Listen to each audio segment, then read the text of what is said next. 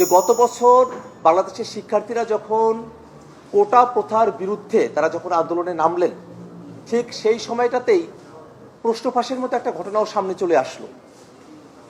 পুরো বিষয়টাতে আমরা কিন্তু এটা জানি যে ভাইবা যখন হয় সেই সময়গুলোতে দলীয় বিবেচনায় প্রার্থী সিলেকশনের মতো ঘটনা বাংলাদেশে অতীতে ঘটেছে।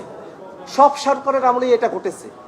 নতুন যে বাংলাদেশ, সেই বাংলাদেশে আমাদের চাকরি প্রার্থীরা তারা পরীক্ষা দিবেন, পরীক্ষা দেওয়ার পরে দলীয় বিবেচনা ব্যতি রেখেই তাদের মেধার উপর ভিত্তি করে তারা নিয়োগ পাবেন, দলবাজি বন্ধ হবে নিয়োগের ক্ষেত্রে, সেটাই আমাদের সকলের প্রত্যাশা। এবং সে জায়গা থেকেই সরকারি কর্ম কমিশন, পিএসসি তাদের নিয়োগ প্রক্রিয়া সেটা যেন দলনিরপেক্ষ হয়, সেটা যেন সরকারি দল বিরোধী দল সকলের একটা অংশগ্রহণের মধ্য দিয়ে হয়, সেই প্রস্তাবটাই আমরা করেছি। এবং আপনারা জানেন যে বাংলাদেশে যে দুর্নীতি দমন কমিশন রয়েছে, সেই দুর্নীতি দমন কমিশন এখন একটি সংবিধিবদ্ধ প্রতিষ্ঠান। দুর্নীতি দমন কমিশন সেটা নিয়োগও নির্বাহী কর্তৃত্বের অধীনেই সম্পূর্ণ হয়ে থাকে এবং তার ফলেই দুর্নীতি দমন কমিশন যার কর্তব্যের জায়গা ছিল, যারা ক্ষমতায় আছেন তারা কি কি জায়গায় দুর্নীতিগুলো করলেন সেটাকে ফাইন্ডিং করে সেটাকে নিয়ে এসে সেটা একটা বিহিত করা, সেটা না করে তারা বরং বিরোধী দলের উপরে খড়গহস্ত হওয়ার মতো প্রতিষ্ঠানে পরিণত হয়েছিলেন। সরকারি দলকে দুর্নীতি থেকে দায় মুক্তি দেওয়ার মতো ঘটনাগুলো এই দুর্নীতি দমন কমিশনের মাধ্যমে ঘটতো। এটা সম্ভবপর হতো কারণ দুর্নীতি দমন কমিশন সেটা সরকার প্রধানের ইচ্ছায় সেটা নিয়োগ হতো। কিন্তু যদি দুর্নীতি দমন কমিশন সেটা নিয়োগ করার ক্ষেত্রে একটা কমন বডি থাকে যেটা দলনিরপেক্ষভাবে একটা স্বাধীনভাবে দুর্নীতি দমন কমিশনের প্রধান এবং অন্যান্যদেরকে নিয়োগ করতে পারবেন, সেক্ষেত্রে পিএসসিতে বা দুদকে যারা নিয়োগ হয়ে আসলেন তারা কোনো একক দলের কাছে দায়বদ্ধ থাকবেন না, তারা গোটা জাতির কাছে দায়বদ্ধ থাকবেন, এমন একটা ফর্মুলার কথাই আমরা বলেছি। এবং একই সাথে একটা জিনিস মাথায় রাখা প্রয়োজন, পিএসসিতে নিয়োগ কিভাবে হবে সেটা বর্তমান সংবিধানের 138 অনুচ্ছেদের মধ্যে বলা আছে যে রাষ্ট্রপতি নিয়োগ প্রদান করবেন।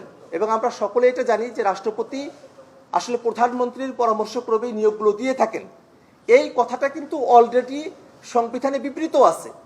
তাহলে যারা যুক্তি উপস্থাপন করছেন যে পিএসসির এই নিয়োগের অথরিটির যে বডিটা আছে, সিলেকশন কমিটিকে সংবিধানে অন্তর্ভুক্ত করলে সংবিধানের বলবৎ বৃদ্ধি পাবে, সেটা মোটা দাগে একটা অসত্য যুক্তি। কেননা অলরেডি কিভাবে নিয়োগ হবে সে কথাটা সংবিধানের মধ্যে বলা আছে। সে জায়গায় রাষ্ট্রপতি প্রধানমন্ত্রীর পরামর্শক্রমে করবেন, এই কথাটার পরিবর্তে একটা সিলেকশন কমিটি গঠিত হলো, সেই সিলেকশন কমিটির কথাটা সংবিধানে উল্লেখ থাকবে। এটা খুব বড় ধরনের সংবিধানের মধ্যে পরিবর্তন নয় যদি আপনারা কন্টেন্টের দিক দিয়ে হিসেব করেন। কিন্তু যদি কনটেক্সটের দিক দিয়ে আমরা হিসেব করি তাহলে এক ব্যক্তির হাতে নিয়োগের অথরিটি না থেকে একটা দলনিরপেক্ষ সিলেকশন কমিটির মধ্য দিয়ে স্বাধীনভাবে একটা নিয়োগ প্রক্রিয়া সম্পূর্ণ হলো, সেই একটা বড় ধরনের পরিবর্তনের মধ্য দিয়ে আমরা যেতে পারলাম। সেখানে দুর্নীতি দমন কমিশন একটা সংবিধিবদ্ধ প্রতিষ্ঠান আকারে বর্তমানে ফাংশন করছে, সেটাকে যদি আমরা সাংবিধানিক প্রতিষ্ঠান আকারে বিবেচনা করতে পারি এবং যে নিয়োগ কমিটির কথা, সিলেকশন কমিটির কথা বলা হয়েছে সেটাকে যদি আমরা বাস্তবায়ন করতে পারি, তাহলে আইন যতটা সহজে পরিবর্তন করা যায়, সংবিধান যেহেতু ততটা সহজে পরিবর্তন করা যায় না, সেক্ষেত্রে যে দলই ক্ষমতায় আসুক না কেন সে দলের জন্য এটা কঠিন হবে যে আমরা আজকে নিয়োগ বা সিলেকশন কমিটির ব্যাপারে যে ঐক্যমত্য করলাম সে ঐক্যমত্যের বাইরে গিয়ে কোনো কিছু করা তাদের জন্য কঠিন হবে। আমরা চাই আমরা যে সংস্কার প্রস্তাবনাগুলো এখানে বলছি, পিএসসি এবং দুদকের ক্ষেত্রে সিলেকশন কমিটির কথা বলছি, সেগুলো যদি সংবিধানে উল্লেখ থাকে তাহলে সেটার একটা সুরক্ষার জায়গা নিশ্চিত হয়।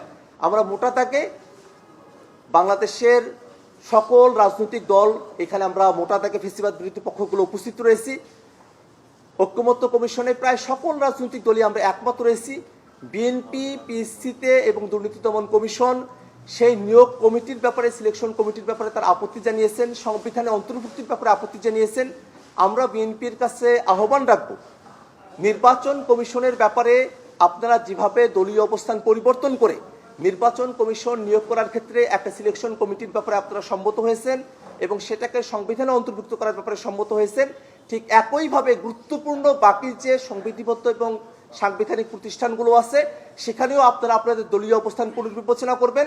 বাংলাদেশের মানুষের প্রত্যাশার যে জায়গা তৈরি হয়েছে, জুলাই অভ্যুত্থানের মধ্য দিয়ে আমরা আর দলীয়করণের কোনো প্রতিষ্ঠান দেখতে চাই না। আমরা বাংলাদেশের প্রতিষ্ঠানগুলোকে নতুন করে গড়তে চাই। রাষ্ট্রীয় প্রতিষ্ঠান, সাংবিধানিক প্রতিষ্ঠান, সংবিধিবদ্ধ প্রতিষ্ঠান তারা স্বাধীন থেকে তারা তাদের কার্যক্রমগুলো পরিচালনা করবেন। তারা দলান্তের মতো করে তাদের নিয়োগ হবে না, দলীয় কোনো এজেন্ডা তারা বাস্তবায়ন করবেন না, তারা জনস্বার্থে কাজ করবেন।